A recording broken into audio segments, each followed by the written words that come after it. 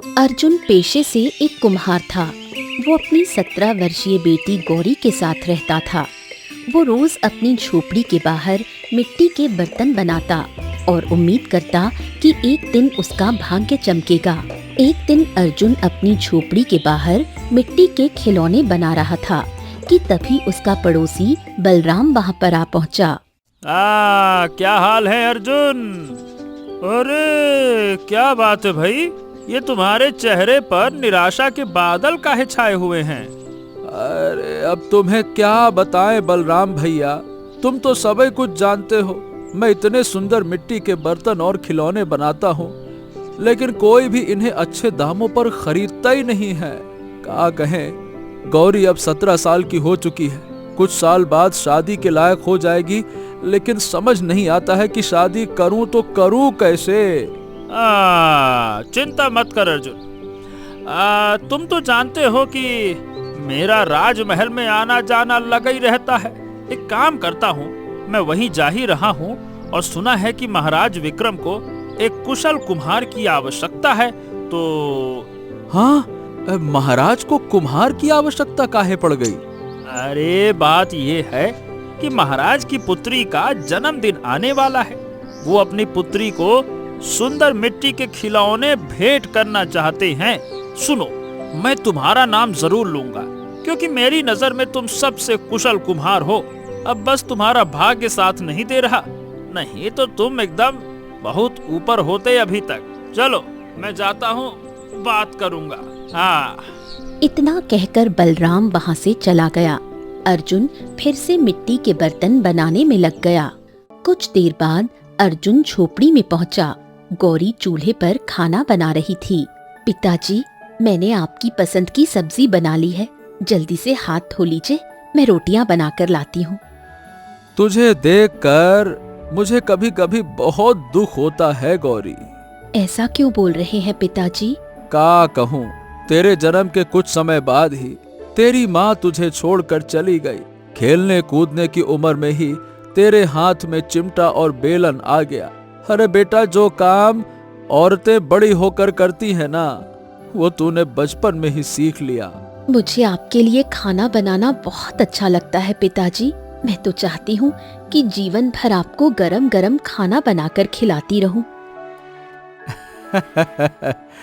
अरे उम्र भर तो नहीं खिला सकेगी बेटी, कुछ समय बाद तेरे हाथ पीले करने हैं। धूमधाम से तेरी शादी करूंगा।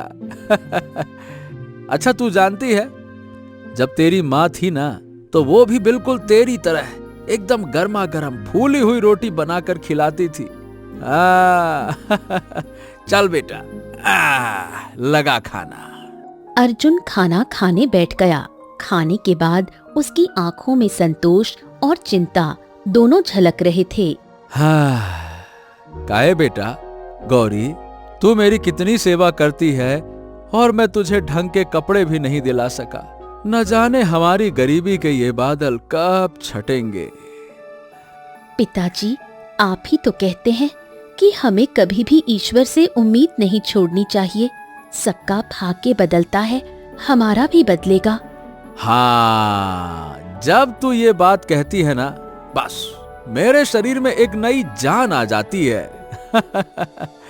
चल बेटा, मैं चला काम करने। इतना कहकर अर्जुन फिर बाहर जाकर मिट्टी के बर्तन बनाने लगा। अगली सुबह जैसे ही अर्जुन काम पर बैठा, बलराम फिर आ गया। ए अर्जुन, अर्जुन, अरे भाई खुशखबरी है अर्जुन। कैसी खुशखबरी? अरे कल मैंने तुम्हारे बारे में महाराज से बात की।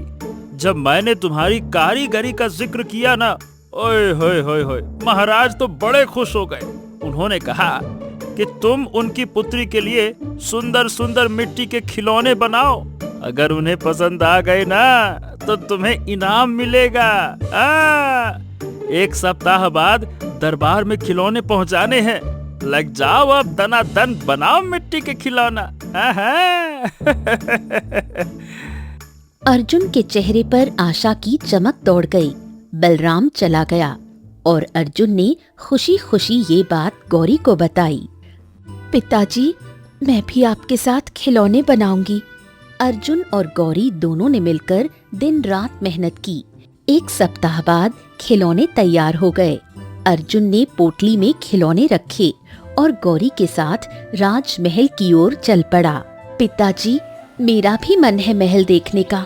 मैंने सुना है वहाँ की दीवारें बहुत ऊंची होती हैं और राज दरबार तो देखने लायक होता है।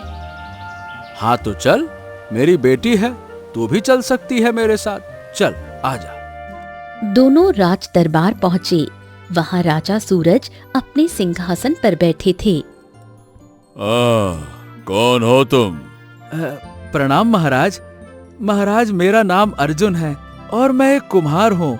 बलराम भैया ने बताया कि आपकी पुत्री के जन्मदिन के लिए खिलौने चाहिए, मैं वही बनाकर लाया हूँ। अच्छा अच्छा अच्छा अच्छा अच्छा अच्छा। बलराम तो तुम्हारी बहुत प्रशंसा कर रहा था। दिखाओ क्या बनाया तुमने, लाओ। अर्जुन ने पोटली खोली और एक एक कर खिलौने सामने रखे। राजा सूरज खिलौनों को देखकर प्रसन्न हो उठे। अरे वाह, क्या बात है। ये तोता तो बिल्कुल असली लग रहा है और इसका रंग भी बहुत सुंदर है। वाह वाह वाह वाह वाह वाह। महाराज, मैंने तो मिट्टी के खिलौने बनाए हैं, रंग मेरी बेटी ने भरे हैं। वाह वाह वाह वाह, कमाल है कमाल है। तुम्हारी पुत्री ने खिलौनों को जीवंत कर दिया। हम तुम पिता पुत्री से बहुत प्रसन्न हैं। वाह वाह। राजा सूरज ने अपने मंत्री को संकेत दिया। मंत्री जी, इन्हें 2 पोटली सोने के सिक्कों की दे दीजिए। मंत्री ने एक पोटली अर्जुन को और एक गौरी को दी। दोनों की आंखों में खुशी झलक उठी। अब तुम जा सकते हो और जरूरत पड़ी तो हम तुम्हें फिर से बुलाएंगे। अर्जुन और गौरी दरबार से बाहर निकल आए। पिताजी, हमारी गरीबी तो दूर हो गई। हाँ बेटी, अब हम झोपड़ी की जगह अच्छा घर बनाएंगे और तेरा विवाह भी धूमधाम से करेंगे। चल बेटा। चलो अब घर चलते हैं। वो दोनों जंगल के रास्ते से लौटने लगे। रास्ता लंबा था। गौरी थक गई। पिताजी, किसी वृक्ष के नीचे कुछ देर आराम कर लेते हैं। हाँ ठीक है बेटी। दोनों एक घने वृक्ष के नीचे बैठ गए। अर्जुन ने देखा गौरी के चेहरे पर थकान और भूख साफ झलक रही थी। सच बता ना गौरी, भूख लगी है ना तुझे, है ना? हाँ पिताजी, थोड़ी भूख लगी है। उसी समय गौरी की नजर एक वृक्ष पर पड़ी जिस पर सुंदर और ताजे फल लटक रहे थे। पिताजी, देखिए कितने सुंदर फल हैं। इन्हें देखकर तो भूख और बढ़ गई। अच्छा तू चिंता मत कर, मैं अभी लेकर आता हूँ, रुक जा। अर्जुन वृक्ष की ओर बढ़ा और जैसे ही उसने एक फल तोड़ा, वृक्ष से काला धुआं उठा। अगले ही पल वो धुआं एक सुंदर पर क्रोधित परी के रूप में बदल गया। तेरी इतनी हिम्मत कि तूने वृक्ष से फल तोड़ा? क्या तुझे पता नहीं इस स्थान पर कोई मनुष्य कदम नहीं रखता? अर्जुन डर के मारे कांप गया। गौरी दौड़कर पिता के पास आई। परी देवी, मेरे पिता को क्षमा कर दीजिए, उनका कोई दोष नहीं। मैंने ही इन्हें फल तोड़ने को कहा था। तो फिर सजा तुझे मिलनी चाहिए और तेरी सजा ये है कि मैं तेरे पिता को जीवित नहीं छोड़ूंगी। परी ने अपनी जादुई छड़ी उठाई। वृक्ष से सफेद रोशनी निकली जो अर्जुन के शरीर पर पड़ी। अगले ही क्षण अर्जुन वृक्ष के भीतर समा गया और गायब हो गया। पिताजी, पिताजी, आप कहाँ गए? अब वो मेरे कैद खाने में है। ये वहीं तड़पकर प्राण देगा। दया कीजिए देवी, मेरे पिता को वापस कर दीजिए। मैं वचन देती हूँ दोबारा इस स्थान पर कभी नहीं आऊंगी। जो मेरे कैद खाने में चला जाता है वो फिर कभी नहीं लौटता। तू अपने पिता को कभी नहीं देख पाएगी। गौरी जमीन पर गिरकर रोने लगी, लेकिन चारों ओर केवल सन्नाटा था। परी रंगीन रोशनी में लुप्त हो गई और जंगल फिर शांत हो गया। गौरी शाम तक वहीं बैठी रही, लेकिन अब वहाँ सन्नाटा ही था। थक हार कर वो आंसुओं में भीगती हुई अपने घर लौट आई। पिताजी, गलती मेरी थी और सजा आपको मिली। अब मैं आपको कहाँ ढूंढूं? न जाने उस परी ने आपको कहाँ गायब कर दिया। इतना कहकर गौरी फिर से फूट फूट कर रोने लगी। कुछ देर बाद उसने अपने आंसू पोंछे और दृढ़ स्वर में कहा, मैं आपको उस परी की कैद में मरता हुआ नहीं छोड़ सकती पिताजी। मैं कुछ भी करूंगी, लेकिन आपको जरूर आजाद कराऊंगी। इतना कहकर गौरी खड़ी हुई और सीधी अपनी पड़ोसी राधा मौसी के घर गई। राधा मौसी विधवा थी और गौरी के पड़ोस में ही रहती थी। रात का सन्नाटा पसरा था। अब गौरी ने उनके दरवाजे पर दस्तक दी। अरे गौरी, क्या हुआ? तू इतनी घबराई हुई क्यों है? तेरी आंखें इतनी लाल क्यों हैं? सब कुछ ठीक तो है ना? गौरी राधा मौसी के गले लग गई और रोते हुए सारी घटना सुनाई। हे भगवान, परी ने तेरे पिता को बंदी बना लिया है। क्या तुझे नहीं पता कि जंगल में एक ऐसा वृक्ष है जहाँ डर के कारण कोई मनुष्य नहीं बैठता? उस वृक्ष पर वर्षों से किसी परी का साया है। कहते हैं जो भी वहाँ बैठता है वो परी या तो उसे मार देती है या गायब कर देती है।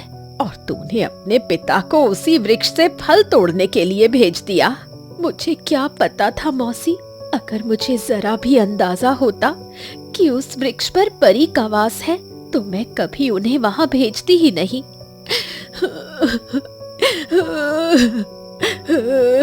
मुझे तो लगता है परियां अच्छी होती हैं। क्या परियां ऐसी होती हैं? राधा मौसी की आंखें नम हो गईं। बेटी, परियां सब अच्छी नहीं होती। कुछ अच्छी होती हैं तो कुछ बुरी भी। तेरे साथ बहुत बुरा हुआ, लेकिन अब कुछ नहीं हो सकता। आज तक उस परी ने जिसे भी गायब किया है उसका कोई पता नहीं चला। सैकड़ों साधु संत भी उस परी के सामने हार गए हैं। तू अपने पिता को भूल जा गौरी। क्या कहा मौसी? मैं उन्हें भूल जाऊं? मैं तो आपसे मदद मांगने आई थी। बेटी, तेरी मदद कोई नहीं कर सकता। कोई करे या ना करे, लेकिन मैं उस परी के चंगुल से अपने पिता को जरूर आजाद कराऊंगी। इतना कहकर गौरी रोती हुई घर लौट आई। अगली सुबह गौरी सीधी राजमहल पहुंची। राजा सूरज ने उसे देखते ही पहचान लिया। तुम तो वही हो ना जो कल अपने पिता के साथ आई थी? गौरी रो पड़ी और पूरी घटना राजा को बताई। महाराज, मेरी मदद कीजिए। आपके पास इतने सैनिक और योद्धा हैं, उनमें से कुछ मेरे साथ भेज दीजिए ताकि वो उस परी को युद्ध करके मेरे पिता को वापस ले आए। राजा सूरज कुछ पल चुप रहे, फिर बोले, हाँ, देख बेटा, अगर तेरे पिता को कोई मनुष्य या किसी दूसरे राज्य का राजा बंदी बनाता तो हम तो युद्ध छेड़ देते, पर तेरे पिता को एक परी ने बंदी बनाया है, इसमें हम कुछ नहीं कर सकते। गौरी स्तब्ध रह गई। अब हम तुझे धोखे में नहीं रखना चाहते बेटी। उस परी ने न जाने कितने मनुष्यों की जान ली है। उसे काबू करने के लिए हमने पंडितों, साधुओं और विद्वानों को भेजा, पर कोई उसका सामना नहीं कर सका। सबने एक ही बात कही, उस इलाके में कोई मनुष्य ना जाए। राजा सूरज के शब्दों से गौरी निराश हो गई। वो राजमहल से बाहर निकली और सीधी अपने घर चली गई। गौरी रात भर अपने घर पर बैठकर सोचती रही। अगली सुबह वो अपनी झोपड़ी के बाहर जाकर बैठ गई। तभी बलराम आ पहुंचा। ए गौरी, ए बेटा, मैंने जो सुना वो सच है क्या? हाँ बलराम चाचा, ये सच है। ओहो, लेकिन गौरी, आखिर तुम्हारे पिता को जंगल में बैठने की क्या आवश्यकता थी? क्या उन्हें पता नहीं था क्या कि पिछले कुछ समय से जंगल में कोई भी मनुष्य वहाँ नहीं ठहरता?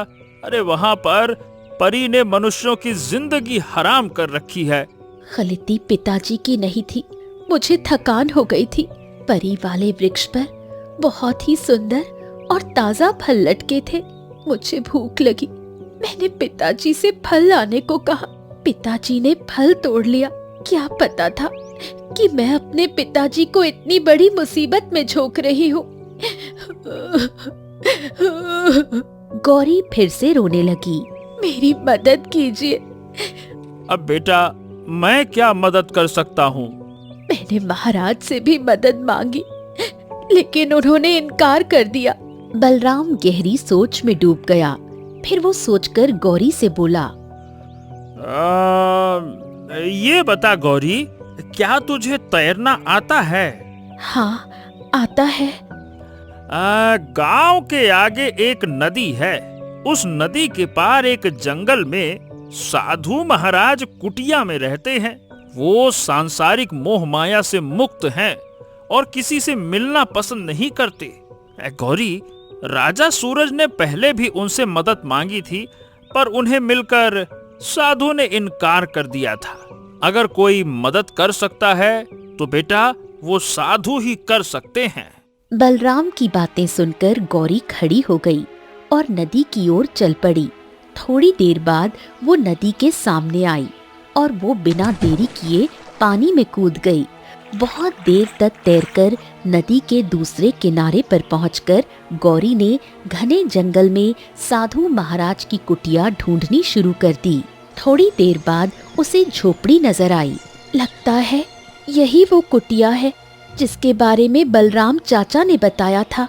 हो सकता है साधु महाराज यहाँ हो। गौरी कुटिया के अंदर चली गई। कुटिया के भीतर एक साधु ध्यान की अवस्था में बैठा हुआ था। गौरी के आने पर साधु ने अचानक आंखें खोल लीं। कौन है तू? मेरा नाम गौरी है। तू यहाँ क्यों आई है? क्या तुझे नहीं पता कि मैं किसी से मिलना पसंद नहीं करता? गौरी ने साधु को सारी घटना सुनाई। सारी घटना सुनने के बाद साधु गंभीर होकर बोला, मैं तुम्हारी कोई मदद नहीं कर सकता। तुम जा सकती हो। तुम्हारे पिता कोई इकलौता मनुष्य नहीं है जिसे परी ने बंदी बनाया हो। इससे पहले भी उसने कई और लोगों को मार डाला है। चली जाओ, मैं कुछ नहीं कर सकता। कैसे साधु महाराज हैं आप जो दूसरों की मदद नहीं कर सकते? साधु क्रोधित होता हुआ बोला, दफा हो जाओ, चली जाओ यहाँ से। तुमसे पहले राजा सूरज भी मेरी कुटिया में आया था और मैंने उससे भी मिलने से इनकार कर दिया था। ये तो तुम्हारी खुशनसीबी है कि मैं तुमसे बात कर रहा हूं। अब जाओ, मैं तुम्हारी कोई मदद नहीं करूंगा। जाओ। राजा सूरज शायद चुपचाप चला गया होगा, पर मैं यहाँ से नहीं जाऊंगी जब तक आप मेरी मदद नहीं करेंगे। तो फिर मेरी कुटिया से बाहर निकल जाओ। बाहर बैठी रहो। मैं तुम्हारी कोई मदद नहीं करूंगा। गौरी चुपचाप कुटिया के बाहर आकर साधु की कुटिया के बाहर बैठ गई। साधु फिर से ध्यान में बैठ गए।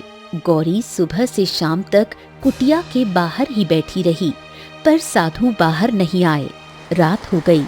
कुछ देर में आकाश में काले बादल घिर आए और घनघोर वर्षा होने लगी, मगर गौरी सारी रात भीगती रही और अपनी जगह से नहीं उठी। सुबह होते ही साधु बाहर आए।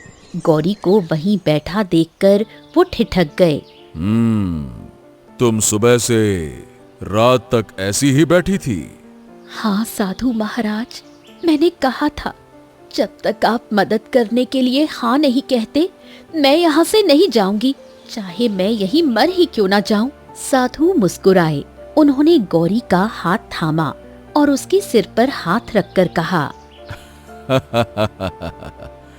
पुत्री, ये तुम्हारी परीक्षा थी। कैसी परीक्षा? बच्चे, मैं ये देखना चाहता था कि क्या तुम्हारे अंदर अपने पिता को पाने का जुनून है या नहीं। क्या तुम्हारे भीतर हिम्मत है या नहीं। तुमने वर्षा भरी रात यहाँ बैठकर साबित कर दिया कि ना सिर्फ हिम्मत है बल्कि धैर्य भी है। और मैं ऐसे ही मनुष्यों की सहायता करता हूं जो हिम्मत रखते हैं और अपनी सहायता करने की इच्छा भी। बेटा, अगर तुम अपने पिता को वापस पाना चाहती हो तो यहां से दाहिनी दिशा में मुड़ जाओ।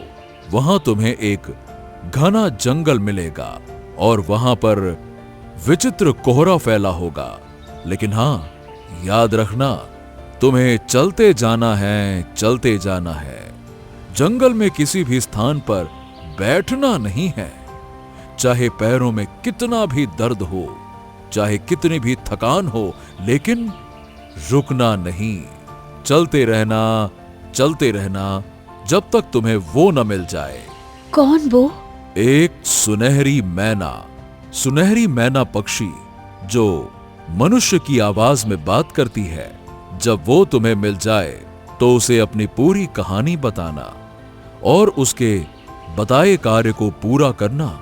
यदि तुमने उसका कार्य पूरा कर दिया तो तुम्हें तुम्हारे पिता मिल जाएंगे और उस परी का अंत हो जाएगा। जाओ बच्चे, मेरा आशीर्वाद तुम्हारे साथ है। जब आपने आशीर्वाद दे दिया है तो मुझे पूरा विश्वास है मैं ये युद्ध जीत जाऊंगी। गौरी साधु के बताए अनुसार दाहिनी दिशा में बढ़ चली। गौरी बहुत देर तक चलती रही। बहुत देर बाद उसके पैर जवाब देने लगे और उसे थकान महसूस होने लगी, पर वो रुकी नहीं। अंततः वो एक ऐसे जंगल में पहुंची जहां चारों ओर विचित्र कोहरा फैला था, पर गौरी चलती ही रही। थक हारकर शरीर लड़खड़ा गया और वो गिर पड़ी, लेकिन वो रेंगते हुए भी आगे बढ़ने लगी। तभी एक आवाज उसके कानों से टकराई। तुम्हारे पैर जवाब दे चुके हैं, तुम्हें आराम की जरूरत है। गौरी ने इधर उधर देखा। सामने की झाड़ियों में एक सुनहरी मैना बैठी थी। गौरी के होठों पर मुस्कान आई। लगता है मेरी तलाश खत्म हो गई। तुम ही तो सुनहरी मैना हो जिसे खोजते हुए मैं यहाँ तक आई हूँ। मैना की आंखों से रंग बिरंगी किरणें निकली और अगले ही पल गौरी के पैरों का दर्द दूर हो गया। गौरी उठकर खड़ी हो गई। मैना उड़कर उसके पास आ गई। मुझे ढूंढती हुई आई हो, आखिर क्यों? गौरी ने पूरी घटना मैना को सुनाई। अच्छा, तो ये बात है। अब मेरी बात ध्यान से सुनो, मेरे साथ चलो। जहाँ मैं बैठूंगी वहाँ एक फूल उगेगा। तुम्हें उसी जगह खुदाई करनी है। उसके बाद क्या? पहले इतना कार्य करो, आगे का कार्य बाद में बताऊंगी। मैना आगे उड़ चली और गौरी उसके पीछे पीछे चल दी। बहुत देर बाद जंगल की झाड़ियों के किनारे मैना बैठ गई। कुछ ही देर में वहाँ एक फूल उगाया। अब इस स्थान को खोदो। गौरी ने उंगलियों से मिट्टी हटानी शुरू की। कुछ देर बाद वो थक गई। रुको नहीं, अगर तुमने जरा भी आराम किया तो तुम नाकामयाब हो जाओगी। गौरी ने फिर खुदाई शुरू की। थोड़ी देर में उसकी उंगलियां किसी ठोस वस्तु से टकराईं। अब उस वस्तु को बाहर निकालो। गौरी ने पूरी मेहनत से उसे बाहर खींच लिया। उसके हाथ में एक बहुत बड़ा मटका था। ये कोई साधारण मटका नहीं, जादुई दुनिया का जादुई मटका है। अब तुम इस मटके के अंदर घुस जाओ। जैसे ही तुम अंदर जाओगी, अपने आप को एक तालाब के किनारे पाओगी। वो तालाब इस मटके की जादुई दुनिया का तालाब है। तुम्हें उस तालाब का जल मेरे पास लाना है, मगर याद रखना, ये जादुई तालाब अपना जल यूं ही नहीं देगा। वो तुमसे एक बलिदान मांगेगा। अगर तुम बलिदान स्वीकार कर लोगी तो वो अपना जल लेने देगा। जैसे ही तुम जल प्राप्त करोगी, रंग बिरंगे प्रकाश के साथ इसी स्थान पर दोबारा प्रकट हो जाओगी, यानी मटके के अंदर ही। फिर जल लेकर मटके से बाहर निकल जाना। उसके बाद मैं बताऊंगी कि आगे क्या करना है। गौरी कुछ देर सोचती रही, फिर मटके के अंदर बैठ गई और अगले ही पल रंग बिरंगी किरणों के साथ उसने अपने आप को एक घने जंगल में एक विचित्र तालाब के किनारे खड़ा पाया। गौरी तालाब को ध्यान से देखने लगी। तभी उसकी नजर तालाब के किनारे पड़े हुए सोने के कलश पर पड़ी। उसने कलश उठाया और जैसे ही जल भरने लगी, पानी में से रहस्यमयी आवाज गूंजी। ये एक जादुई दुनिया का तालाब है। इस तालाब का जल तुम एक ही शर्त पर प्राप्त कर सकती हो। कौन सी शर्त? तुम्हें एक बलिदान देना होगा। पहले ये बताओ कि तुम ये जल क्यों लेना चाहती हो? गौरी ने अपनी पूरी कहानी तालाब को सुनाई। तो फिर ठीक है, इस जल को लेने के बाद तुम्हारे पिता तो वापस आ जाएंगे, परंतु तुम पत्थर की बन जाओगी। बोलो। मैं चाहती हूँ कि मेरे पिता उस परी की कैद से मुक्त हो जाएं। अगर इसके लिए मुझे पत्थर बनना पड़े तो मैं तैयार हूँ। हाँ, तुमने ये बात सच्चे मन से कही है। ये एक परीक्षा थी और तुमने उसे पार कर लिया। तुम पत्थर की नहीं बनोगी। इस जल से तुम अपने पिता को वापस पा सकोगी। गौरी ने कलश से तालाब का जल भरा। अगले ही पल रंग बिरंगी किरणें चमकी और गौरी फिर से मटके के भीतर के मार्ग में लौट आई। उसने मटके से बाहर निकलते ही राहत की सांस ली। जादुई सुनहरी मैना उसके सामने थी। लगता है तुमने उस तालाब की परीक्षा सफलतापूर्वक पार कर ली। हाँ, अब बताओ आगे क्या करना है? इस जल को मेरे ऊपर फेंक दो। गौरी ने बिना हिचक जल को मैना पर फेंक दिया। अगले ही पल रंगीन रोशनी फैली और मैना एक सुंदर स्त्री में परिवर्तित हो गई। ये क्या?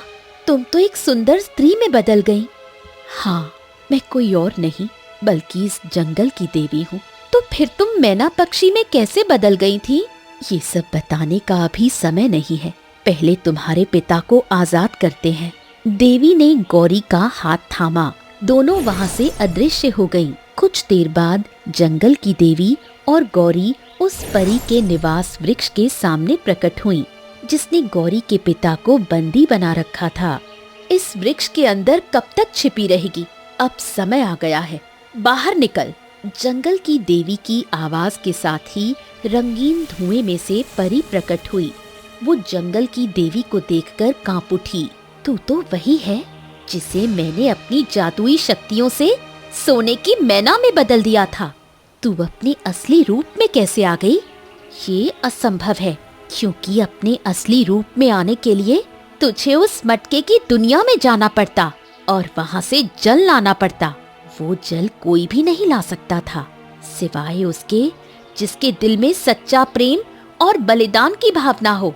हाँ, और मुझे वही मनुष्य मिल गया। देवी ने गौरी की ओर देखा और गर्व से कहा, वो मनुष्य यही है जिस लड़की के पिता को तूने कैद किया था। वही तेरे अंत का कारण बनेगी। हाँ, और मुझे वही मनुष्य मिल गया। देवी ने गौरी की ओर देखा और गर्व से कहा, वो मनुष्य यही है जिस लड़की के पिता को तूने कैद किया था। वही तेरे अंत का कारण बनेगी। देवी की आंखों से रंगीन किरणें निकली जो परी पर पड़ी।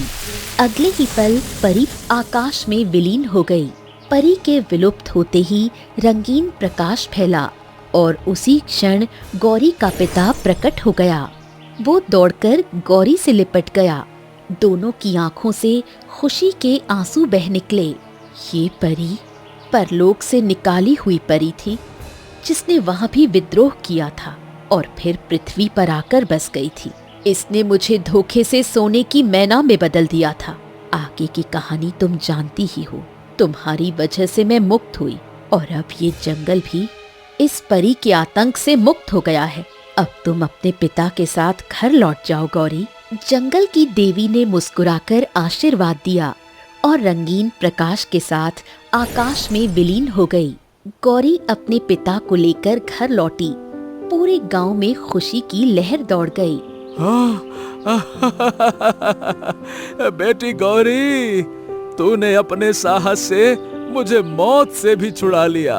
वाह, मैं तेरा ऋणी हूँ बेटा, ऋणी हूँ। नहीं पिताजी, बेटी का कर्तव्य होता है अपने पिता को बचाना।